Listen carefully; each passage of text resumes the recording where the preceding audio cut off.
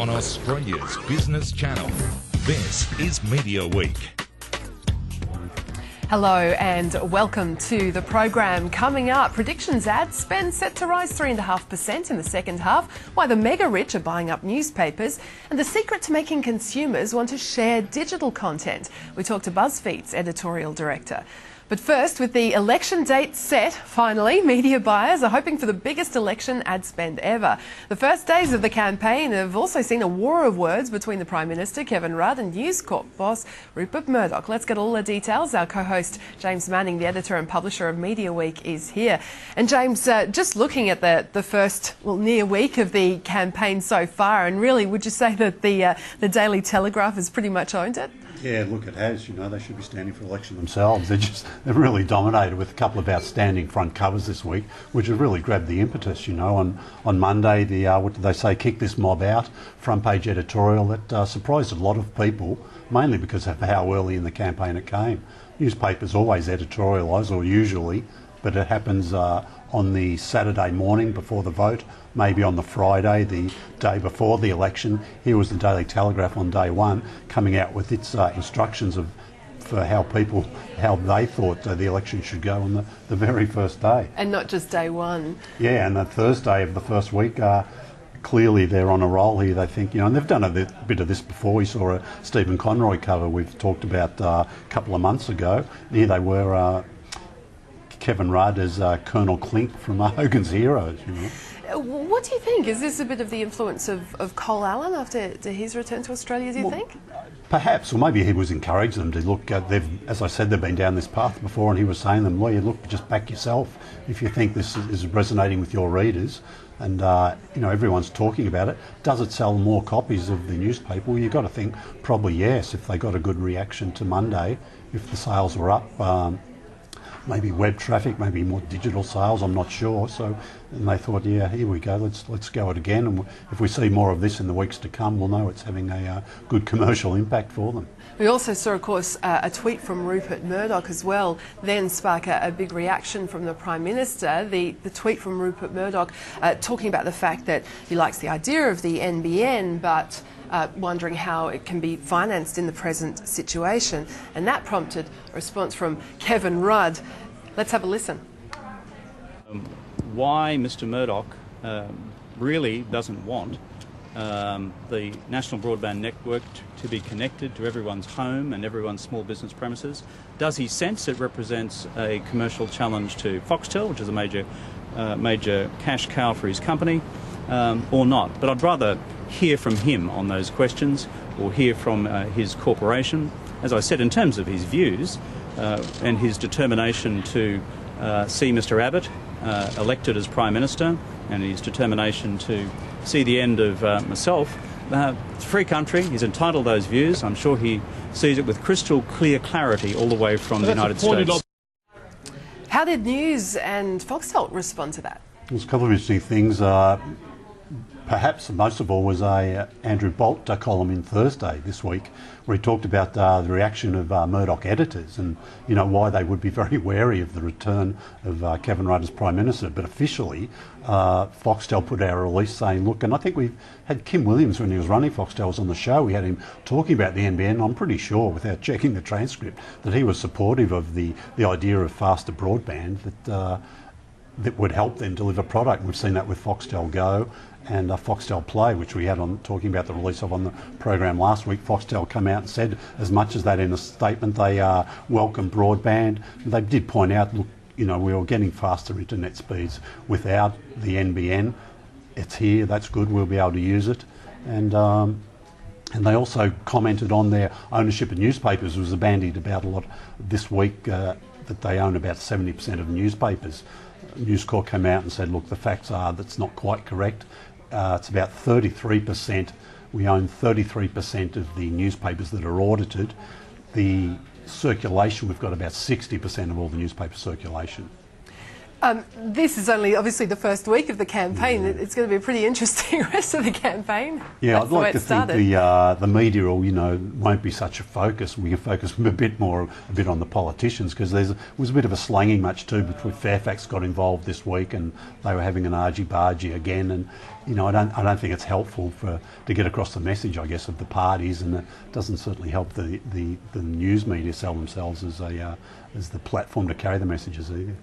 What's the predictions for ad spend too for the election campaign? Is it talk it could be the biggest ever? Yeah, I think it's a bit of wishful thinking on media companies that they will be beneficiaries of some big spending to come. The Labor Party seem to be all over the media on the Sunday night. They obviously had a heads up. They knew when they were going to go, so they had media worded up that, look, get ready for us to unleash some advertising. The Liberal Party sort of was a day or two before they got, but then the sort of Tony Abbott ads started to filter through. So media proprietors will be hoping the spending keeps up across the 4 weeks. And we've seen, of course, in the coverage that broadcasters all rolling out new shows, and even there's a dedicated election channel. Yeah, look, APAC, Sky News have turned APAC into a dedicated election channel for the length of the campaign.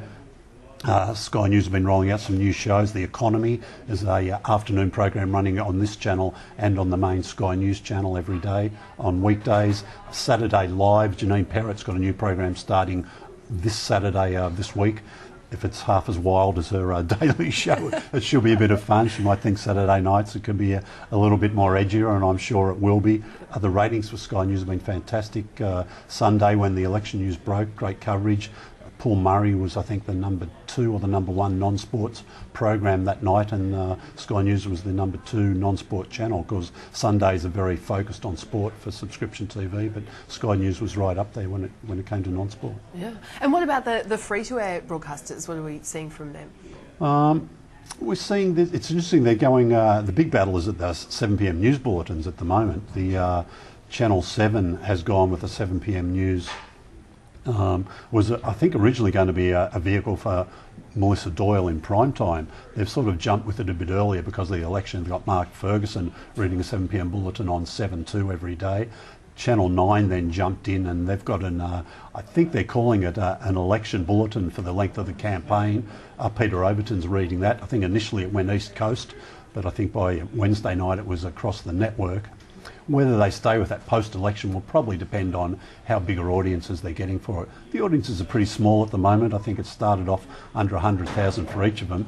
But as people find out that there are alternatives, if you like, to I guess Sky News if you haven't got Foxtel, or the ABC which is getting the big audiences for TV news at present. Yeah, and Chaser and Gruen also going to be producing some specials. Yeah, look, I think Gruen Nation is back with 4 election specials. It's the first time Russell Howcroft will be appearing as a 10 executive on the program. They're 45 minutes starting on Wednesday nights. And The Hamster Decides is a Chaser special. They're going to, I think they're back with 5 shows starting next week.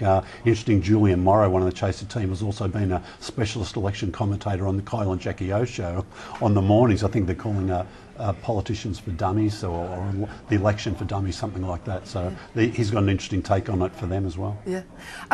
Let's just turn now to some of the earnings results, because it has been a busy week for that. Telstra coming out with results that beat expectations. Full year profit up 12% to $3.8 billion as it added 1.3 million mobile customers over the year.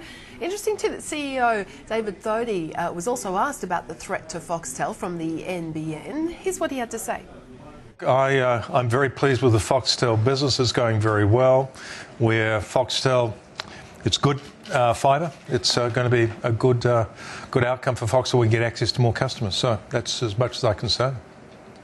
So, sorry, do you think that NBN is a threat to Foxtel, though? As I said, more places we can get Foxtel, the better. All right, let's get the latest on the results. IG market analyst Evan Lucas joins us now. Evan, good to see you there. Yeah, in terms of Telstra, they're really growing its smartphone customers?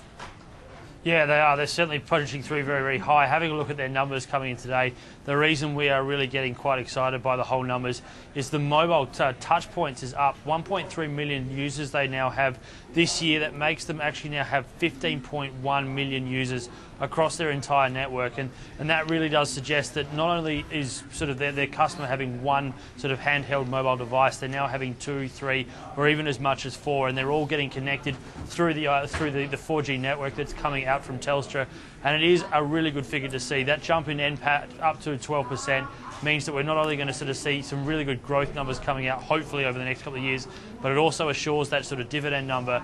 15% of this current year's sales earnings will be spent on that 4G network, and it does look like Telstra knows its strategy and also knows what it wants to do going forward, which is a wireless network with the possibility of having cable from the NBN deal. So a fairly good win-win sort of story coming out of Telstra, and they should be having a fair amount of smiles on their faces with the results today. Earnings too out this week from 21st Century Fox, the company formed from the News Corp split, and that rising too helped by cable TV growth. Yeah, it certainly was. Look, the whole reason behind the split in News Corp was to allow cable TV, film, and also the US television arm some real sort of clear air for growth. And we've certainly seen that two of them really did do that. Cable growth was really, really strong. $2.95 billion versus $2.54 billion estimates year on year. That's a very strong number. We also saw film and entertainment on the revenue side quite strong, 2.04. Disappointed on the earnings side, but it was still a good number. The only concern coming out of the Fox number, television viewer numbers were actually down in the US. They've actually lost some eyes on screen, and it actually saw a 7% decline in advertisement dollars coming in there, and that's why they had a bit of a miss there. But all in all, the market looked like it actually quite liked the result. It saw it jump up yesterday, even when the whole market was falling off. And the fact the ASX listing has a US dollar tailwind behind it really does give it a whole sort of crank up. So currently trading at 52-week highs, it does very much look like that sports cable network and the whole cable idea of the new Fox listing is really ramping up, and it will certainly see Fox over the coming months being a fairly exciting place to look and watch. Evan, as always, thank you so much. Thanks, Bridie. And let's return to James Manning from Mediaweek, get his view on those. Just firstly on 21st Century Fox there, yeah, that cable TV division doing really well. Yeah, Fox News in particular, FX, National Geographic channels which they run, and they've still got to come the big launch of the sort of ESPN competitor, if you like, a Fox Sports business in the US. The film and free-to-air TV was flat for the year, but it was down in the most recent quarter. They linked the TV revenues, particularly in the US, to lower ratings for American Idol. Okay. In terms of subscription TV ad revenues here as well, there's been some numbers out this week for the first half of calendar 2013. Yeah, and the very good, plus 12.5% here in Australia. So it was great. Across the full year, it was up about 9.5%. But it's, you know, it's off a smaller base, of course. For the full year, they did about $465 million, which is a great result for them. But the main game for subscription TV is still, of course, the subscriber revenues that they get. Comparing it to the full year, if you like, of free-to-air television, which was about $3.8 billion. So that's a big pie of ad dollars that go into that. That's a national figure, comparing national to national for subscription TV. Just quickly as well on the CBS Time Warner fee dispute dragging on in the US there. Are there any implications for Australia in terms of, you know, what this means, the questioning around the value of content? Yeah, I guess the CBS are looking for reasonable revenues for their signal to be carried on the subscription TV platforms. You know, there have been debates here in the past about retransmission fees for free-to-air channels, but it's sort of all a bit quiet here at the moment, and we don't want to go stirring that up. Okay, all right. Let's just take a quick break then. Coming up on Media Week, profits or philanthropy? Why has Amazon founder Jeff Bezos bought Washington